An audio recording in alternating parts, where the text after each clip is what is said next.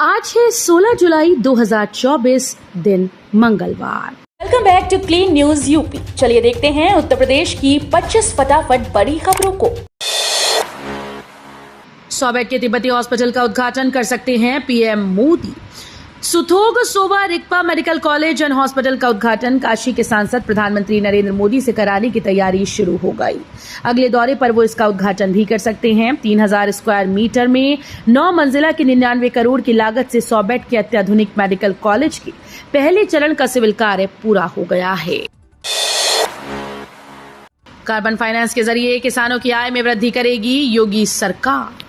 योगी सरकार एक तरफ जहां 20 जुलाई को 36.50 करोड़ पौधारोपण का रिकॉर्ड बनाने की तरफ अग्रसर है, वहीं दूसरी तरफ कार्बन फाइनेंस के जरिए पौधारोपण करने वाले कृषकों की आय में भी वृद्धि का मार्ग प्रशस्त कर रही है। भारत सरकार ने 2070 तक देश को नेट जीरो कार्बन उत्सर्जन में सक्षम बनाने की घोषणा की है। किसानों के द्वारा पौधारोपण करने से कार्बन क्रेडिट के माध्यम से उनकी आय में अतिरिक्त वृद्धि की जाएगी। 3 अल्पकालीन व 3 दीर्घकालीन कोर्स के लिए आवेदन शुरू, 4 अगस्त तक भरे जाएंगे फॉर्म। राजकीय औद्योगिक प्रशिक्षण संस्थान में टाटा टेक्नोलॉजी लिमिटेड के सहयोग से संचालित 3 अल्पकालीन व 3 दीर्घकालीन कोर्स में प्रवेश के लिए भी आवेदन की प्रक्रिया शुरू हो गई है। इच्छुक विद्यार्थी 4 अगस्त तक इन कोर्स में प्रवेश के लिए ऑनलाइन आवेदन कर सकते हैं। राजकीय आईटीआई के प्रधानाचार्य किशन स्वरूप ने बताया कि आईटीआई पास युवाओं के लिए ये कोर्स अगस्त माह से शुरू किए जाने हैं। आगरा में 109 शिक्षकों ने दिया सामूहिक इस्तीफा, ऑनलाइन हाजिरी का कर रहे विरोध। उत्तर प्रदेश के आगरा में परिषदीय विद्यालयों में ऑनलाइन हाजिरी के विरोध में 7वें दिन भी विरोध प्रदर्शन जारी रहा। यूनाइटेड टीचर्स एसोसिएशन के नेतृत्व में 109 संकुल शिक्षकों ने सोमवार को अपने पद से इस्तीफा दे दिया। यूटा के जिलाध्यक्ष केशव दीक्षित ने बताया कि शिक्षक लगातार विभागीय व्हाट्सएप ग्रुप से लेफ्ट हो रही हैं। गाजियाबाद मुरादाबाद रेलखंड होगा स्मार्ट, हवा से बात करेंगी ट्रेन। हाईवे और एक्सप्रेसवे का जाल बिछने के बाद सड़क मार्ग की स्पीड बढ़ी है। अब बारी ट्रेन की स्पीड बढ़ाने की है। ट्रेन की स्पीड बढ़ाने की कवायद शुरू हो गई। इसके लिए गाजियाबाद मुरादाबाद रेलखंड को स्मार्ट बनाने का काम शुरू हो गया। इस वजह से इस रूट पर बीच बीच में रेल परिचालन में परिवर्तन किए जा रहे हैं। नॉन इंटरलॉकिंग का काम जगह जगह पूरा कर लिया गया है। महाकुंभ से पहले यूपी को मिलेगा सबसे बड़ा गिफ्ट। यूपी के मुख्यमंत्री योगी आदित्यनाथ का ड्रीम प्रोजेक्ट गंगा एक्सप्रेसवे किसी प्रदेश में बनने वाला अब तक का दूसरा सबसे लंबा एक्सप्रेसवे है। इस एक्सप्रेसवे का निर्माण तेजी से किया जा रहा है और इसी साल के अंत तक इसका काम पूरा हो सकता है। इंफ्रास्ट्रक्चर डेवलपमेंट की दिशा में यह एक्सप्रेसवे एक मील का पत्थर साबित होगा। सीएम योगी का सख्त आदेश, मीटर रीडिंग और बकाये के नाम पर ना हो उत्पीड़न। उत्तर प्रदेश के मुख्यमंत्री योगी आदित्यनाथ ने ऊर्जा विभाग के अधिकारियों को सख्त निर्देश दिए हैं कि मीटर रीडिंग और बकाया वसूली के नाम आम उपभोक्ता का किसी भी कीमत पर उत्पीड़न न किया जाए।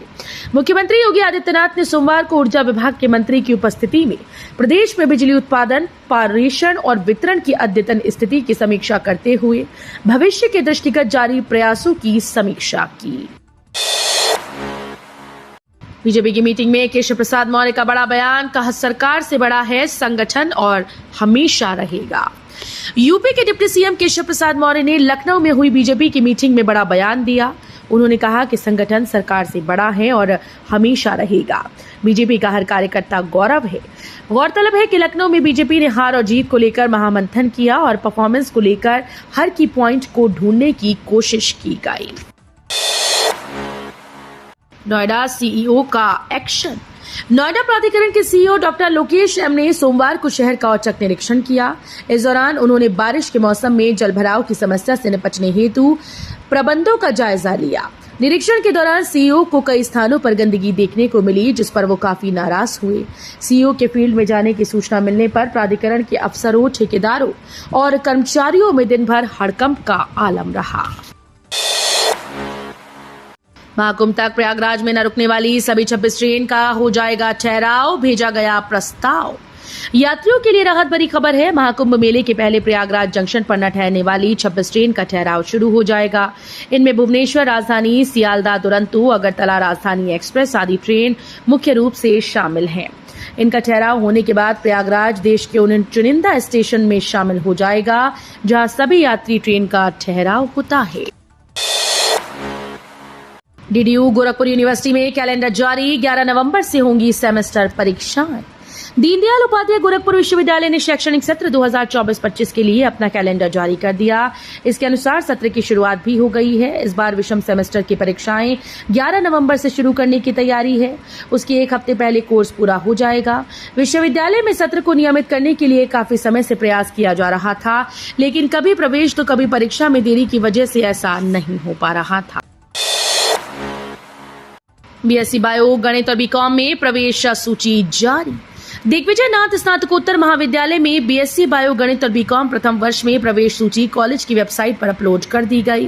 प्रवेश आज 16 जुलाई को कॉलेज के पूर्वी परिसर के पुस्तकालय हॉल में होगा। सूचना एवं जनसंपर्क अधिकारी डॉक्टर शैलेश कुमार सिंह ने बताया कि संबंधित विद्यार्थी ऑनलाइन आवेदन की प्रति, सभी अंक पत्र, प्रमाण पत्र की मूल प्रति व एक छाया प्रति के साथ नियत स्थान और तिथि पर उपस्थित होकर प्रवेश सुनिश्चित करें। सीएम योगी के परिवार को जान से मारने की धमकी। सीएम योगी के परिवार को जान से मारने की धमकी मिली। सीएम योगी के भाई शैलेश बिष्ट ने पुलिस में तहरीर दी है कि उनको फोन पर अभद्र भाषा का इस्तेमाल किया गया, उनके साथ गाली गलौज की गई और परिजनों को जान से मारने की धमकी दी गई। पुलिस ने मामले की जांच शुरू कर दी है। योगी यूपी में बीजेपी के कमजोर प्रदर्शन पर बोले, आगे के लिए किया आगाह। उत्तर प्रदेश के मुख्यमंत्री योगी आदित्यनाथ ने कहा कि अति आत्मविश्वास की वजह से बीजेपी लोकसभा 2024 के चुनाव में अपेक्षित सफलता हासिल नहीं कर सकी। हालांकि उन्होंने 2027 के विधानसभा चुनाव में पार्टी की जीत के प्रति भरोसा जताया और कहा कि उपचुनाव में भी सभी 10 सीटें भारतीय जनता पार्टी जीतेगी। योगी ने कहा कि इसके लिए एक कार्यकर्ता को जुटना और लगना पड़ेगा। बदला गया लखनऊ मेट्रो का समय, अब रात में इस समय तक मिलती रहेंगी सेवाएं। यात्रियों की सुविधा के लिए लखनऊ मेट्रो का समय बढ़ा दिया गया है। मेट्रो रात 10:30 बजे तक चलती रहेगी। अभी तक ये सुबह 6 से 10 बजे तक चलती है। मेट्रो के जनसंपर्क विभाग के मुताबिक सोमवार से मुंशी पुलिया और अमौसी एयरपोर्ट मेट्रो स्टेशन से आखिरी मेट्रो रात 10:30 बजे रवाना होगी। इस बदलाव से उन लोगों को राहत मिलेगी जो देर रात तक सफर करते हैं। अखिलेश बोले, इंडिया गठबंधन की जीत, नए नजरिए की जीत। सपा अध्यक्ष अखिलेश यादव ने कहा कि उपचुनाव में इंडिया गठबंधन की शानदार जीत देश के नए नजरिए और नए जन जागरण की जीत है। युवाओं, महिलाओं, किसानों, मजदूरों, कारोबारियों और महंगाई व पेपर लीक से त्रस्त परिवार वालों ने भाजपा को नकार दिया है। एक्स के जरिए उन्होंने कहा कि आजादी के पहले से जिनका इतिहास अपनों को धोखा देने का रहा, उनके मुंह से किसी के संबंधों के भविष्य के बारे में बातें अच्छी नहीं लगती। अब क्यूआर कोड वाले परिचय पत्र से मिलेगी एंट्री, भक्तों के लिए सुगम बनाई जा रही व्यवस्था। श्री काशी विश्वनाथ धाम में अब सुगम दर्शन, वीआईपी दर्शन और प्रोटोकॉल दर्शन के लिए आने वाले श्रद्धालुओं को क्यूआर कोड आधारित परिचय पत्र से प्रवेश दिया जाएगा। अधिकारियों और कर्मचारियों के लिए मार्च से ही व्यवस्था लागू है। अब इसे विस्तार देते हुए आम श्रद्धालुओं को भी इससे जोड़ा जाएगा। काशी विश्वनाथ धाम में आम श्रद्धालुओं की सुविधाओं को बढ़ाया जा रहा है। आरक्षण के मुद्दे को और धार देगी कांग्रेस, अगस्त से शुरू होगा आंदोलन। कांग्रेस आरक्षण के मुद्दे को निरंतर धार देगी। इसके लिए पार्टी शैक्षिक और चिकित्सा संस्थानों में नियमित भर्ती के साथ संविदा और आउटसोर्सिंग की भर्तियों में आरक्षण का पालन कराने के लिए आंदोलन करेगी। यह आंदोलन अगस्त से शुरू होगा। जिला मुख्यालय के साथ जहां पर संबंधित संस्थान होगा, उसके आसपास प्रदर्शन कर राज्यपाल और राष्ट्रपति को पत्र भेजा जाएगा। तलाकशुदा मुस्लिम महिलाओं को गुजारा भत्ता पर सुप्रीम कोर्ट का फैसला नामंजूर। All India Muslim personal law board ने तलाकशुदा मुस्लिम महिलाओं को गुजारा भत्ता दिए जाने पर सुप्रीम कोर्ट का फैसला नामंजूर कर दिया। AIMPLB सुप्रीम कोर्ट के इस फैसले के विरोध में खुलकर सामने आया। बोर्ड ने फैसले को मुस्लिम पर्सनल लॉ और मौलिक अधिकारों के खिलाफ बताते हुए पूरी तरह से अस्वीकार्य करार दिया। बोर्ड ने फैसले और उत्तराखंड में प्रस्तावित समान नागरिक संहिता यानी UCC के खिलाफ प्रस्ताव पारित कर कानूनी जंग लड़ने की घोषणा की। एक माह में टमाटर के दामों में दुगना उछाल। टमाटर की कीमत इन दिनों आसमान छू रही है। फुटकर मंडी में ये 80 से 100 रुपए किलो के बीच बिक रहा है। राष्ट्रीय कृषि और ग्रामीण विकास बैंक नाबार्ड की जुलाई रिपोर्ट के मुताबिक एक महीने में टमाटर की कीमत दुगनी हो गई। थोक कारोबारियों के मुताबिक जुलाई के आखिरी हफ्ते से टमाटर के भाव कम होने शुरू हो जाएंगे, क्योंकि तब तक बेंगलुरु से सप्लाई आने लगेगी। वीवो कंपनी ने किसानों का अपमान किया, बोले अब बड़ा आंदोलन करेंगे। ग्रेटर नोएडा में स्थित वीवो मोबाइल कंपनी और स्थानीय किसानों के बीच तनाव की स्थिति उत्पन्न हो गई। किसान एकता संघ के द्वारा कंपनी को दिए गए ज्ञापन को स्वीकार करने से इनकार करने के बाद किसानों ने 12 अगस्त को बड़े पैमाने पर विरोध प्रदर्शन की चेतावनी। डाक निर्यात केंद्र से कारोबार को मिल रहा प्रोत्साहन, 25 कारोबारियों ने कराया पंजीकरण।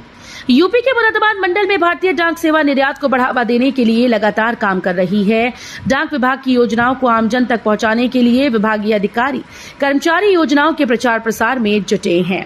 यही कारण है कि केंद्र सरकार की ओर से शुरू की गई डाक निर्यात केंद्र योजना के तहत मंडल में बेहतर परिणाम सामने आ रहे हैं। भारत के स्टेडियम में अब नहीं दिखेंगे तंबाकू और गुटखे के विज्ञापन। भारत में क्रिकेट मैचेस के दौरान मैदान पर होर्डिंग में कई तरह के विज्ञापन दिखाई देते हैं। इन विज्ञापनों के जरिए बीसीसीआई की तगड़ी कमाई होती है, लेकिन अब स्वास्थ्य मंत्रालय इस पर बड़ा फैसला लेने जा रहा है। स्वास्थ्य मंत्रालय बीसीसीआई से तंबाकू और गुटखे के विज्ञापनों पर रोक लगाने के लिए कह सकता है। मैदान में और मैच के दौरान दिखाए जाने वाले तंबाकू के विज्ञापनों पर रोक लग सकती है। पीसीबी ने दी बीसीसीआई को धमकी, भारत अगर चैंपियंस ट्रॉफी के लिए पाकिस्तान नहीं आया तो होगा ये। आईसीसी चैंपियंस ट्रॉफी 2025 का आयोजन पाकिस्तान में होना है। रिपोर्ट्स के अनुसार इस मेगा इवेंट का आगाज 19 फरवरी से होगा और फाइनल 9 मार्च को खेला जाएगा। टूर्नामेंट में कुल 8 टीम्स हिस्सा लेंगी। हालांकि भारत के पाकिस्तान जाने या न जाने पर अनिश्चितताएं बनी हुई हैं।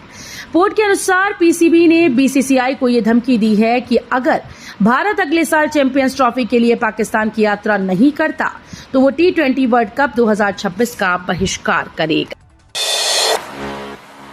कंफर्म टिकट लेकर ही ट्रेन में चढ़े, वेटिंग से यात्रा करने पर रेलवे वसूलेगा भारी जुर्माना। ट्रेन के आरक्षित कोच में सफर करने की हरी झंडी अब सिर्फ उसे ही मिलेगी जिनके पास कंफर्म टिकट होगा। टिकट चेकिंग नियमों को लेकर रेलवे अब सख्त हो गया है। वेटिंग टिकट पर सफर करने वाले मुसाफिरों की रिजर्व कोच में अब नो एंट्री हो गई।